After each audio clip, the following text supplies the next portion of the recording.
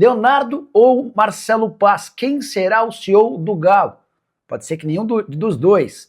Para completar, River Plate de olho em jogador do Galo. Tem as últimas do mercado, bastidores, finanças e muito mais. Fala aí pessoal, sou Jorge Nicola, bem-vindos a mais um vídeo do canal. Sempre bom ter vocês por aqui, sem perder tempo, pedir para deixar like, se inscrever no canal e ativar as notificações. Preciso falar agora sobre o Clube Atlético Mineiro. Leonardo, Marcelo Paz, quem será o novo CEO do Galo?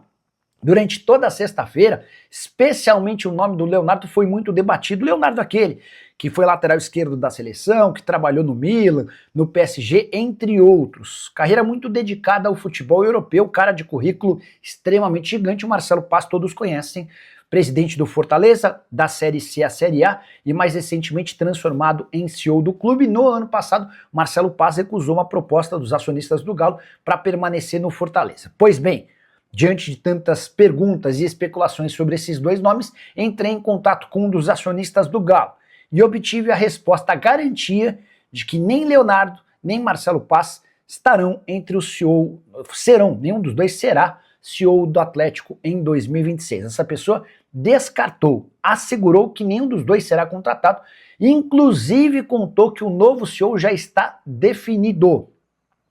Não sei se o anúncio não pode ocorrer porque ele está empregado, mas essa contratação será anunciada no fim da atual temporada, quando o Bruno Musi deixa o cargo. O Bruno que optou por sair em meio a uma enorme desavença, pressão e clima ruim com os acionistas atleticanos. Hora de falar sobre uma pesquisa sobre as maiores torcidas do futebol brasileiro, pesquisa essa encomendada pela CBF. Toda vez que a gente traz pesquisas, gera muita polêmica.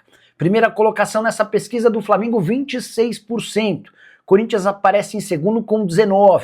São Paulo é o terceiro com 9%. O Palmeiras é o quarto com 7%. Na sequência, o Vasco da Gama, 5%. O Internacional, 4%. E o Cruzeiro, também 4%. Com 3% aparecem Atlético Mineiro, Grêmio e Santos. 2% para Botafogo, Bahia e Fluminense. Outros times somam 11%. Gostaria que você usasse o espaço para comentar. Primeiro para dizer se acredita em pesquisas sobre tamanho de torcida. E depois, o que você pensa sobre esses números que eu apresentei, beleza? Hora de falar sobre os clubes brasileiros e o fair play financeiro.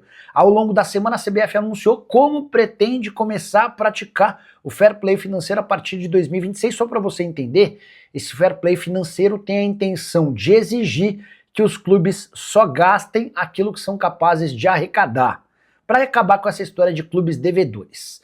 Pois saibam que se as regras que serão aplicadas a partir de 2026 já estivessem valendo no Campeonato Brasileiro do ano passado, só 7 dos 20 times da Série A seriam aprovados. Você quer saber quais são os 7, certo? Flamengo, Palmeiras, Atlético Paranaense, Atlético Goianiense, Criciúma, Cuiabá e Juventude. E a coisa mais alarmante vem agora. Falei sobre 7 clubes aprovados numa atmosfera ou numa demonstração de 20, certo? Pois saiba que desses 7, 4 caíram. Os 4 rebaixados estavam entre o grupo de times que respeitava o fair play financeiro. São eles o Cuiabá, o Atlético Goianiense, o Criciúma e o Atlético Paranaense. Sobre os 13 clubes que jogaram a Série A do ano passado e teriam sido reprovados se o fair play já estivesse valendo: Botafogo, que foi campeão, Fortaleza, quarto colocado, Internacional, São Paulo, Corinthians, Bahia, Cruzeiro, Vasco, Vitória, Galo, Fluminense, Grêmio e Red Bull Bragantino. Para falar agora sobre o Clube Atlético Mineiro, o River Plate está de olho em Fausto Vera. Volante que ainda não conseguiu explodir no futebol brasileiro, tanto no Corinthians quanto no Atlético, nunca foi capaz de reeditar seu bom futebol dos tempos de Argentina. Mas, de acordo com a imprensa local, a ideia do River Plate é apresentar uma proposta oficial ainda em 2025 para ter o Fausto Vera em 2026. Jogador comprado pelo Galo na metade do ano passado por 24 milhões de reais. A ideia do Atlético era recuperar esse investimento e eventualmente ter alguma receita extra. Enquanto era comandado pelo Milito, o Fausto Vera era titular absoluto. A chegada do Cuca fez o Fausto Vera perder espaço. Com a contratação de Jorge Sampaoli, Fausto voltou a ter mais destaque no elenco atleticano. Contrato até dezembro de 2027, desde que chegou ao Atlético, 58 jogos e 3 gols marcados. Saideira sobre o Galo, Atlético e Lanús fazem a final da Sul-Americana no dia 22 e o Atlético está preparando uma grande festa e recepção para torcedores que não puderam ir para o Paraguai. Eles vão ter a chance de assistir a partida na esplanada da Arena MRV com 4 telões de 20 metros quadrados. É engraçado que a Justiça Criminal eximiu Dudu, enquanto o STJD o puniu. Pois é, você me deu uma ótima lembrança. O Dudu foi punido com 6 jogos de suspensão pelo STJD depois de uma postagem endereçada a Leila em que ele manda um VTNC. Achei um dos maiores absurdos você punir um atleta, do ponto de vista esportivo, por uma postagem que não tem nada a ver com o futebol. E essa jurisprudência pode tornar a situação do Vitor Roque na próxima segunda-feira complicada. Vou usar o exemplo do Bruno Henrique, que foi absolvido pelo STJD nessa quinta-feira. Não vai cumprir nenhum dos 12 jogos que ele havia pego na primeira instância, tudo porque, por 6 votos a 3, optaram por excluir qualquer punição, exceto R$100 mil de multa, beleza? Pois bem, o Bruno Henrique é investigado pela justiça por conta de ter passado informações privilegiadas a seu irmão, que a repassou para uma série de familiares, e muita gente fez aposta no cartão amarelo do Bruno Henrique, e ele tem sido investigado. Vou até contar para vocês, quer ver? Quais são os crimes que estão sendo imputados a ele. Peraí. Mas ela deixa eu ver se eu acho na minha publicação. Cheguei a publicar um tema sobre essa situação. Peraí, ó. Fiz uma postagem. O ponto é que o Bruno Henrique, se for denunciado pelo Ministério... o Bruno Henrique foi denunciado pelo Ministério Público por fraude esportiva e estelionato, tá?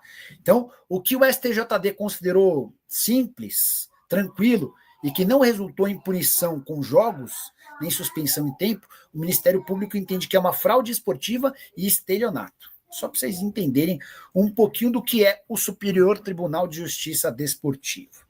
Leonardo, ex-diretor do PSG no Galo, não boto muita fé nessa história. A Itatiaia, a rádio que cobre o Atlético, e que tem relações umbilicais com o clube, pelo fato do dono da Itatiaia ser o principal acionista do Atlético, a Itatiaia já publicou que o Galo já escolheu o seu CEO. E esse CEO vai ser anunciado no fim da temporada. A impressão que deu é de que ele estava empregado, trabalhando. Hoje surgiu uma especulação mais forte de que o Leonardo pode ser contratado. Eu não estou botando nenhuma fé nessa história, tá bom? Nicola, o Galo vai comprar o Vitor Hugo mesmo? E o Fausto Vera no River? O River voltou a ter interesse nele. Então, a imprensa argentina publicou nas últimas horas que o Fausto Vera interessa, agrada, e que o River estaria disposto até a gastar parte daquilo que o Atlético desembolsou quando da compra do jogador junto ao Corinthians.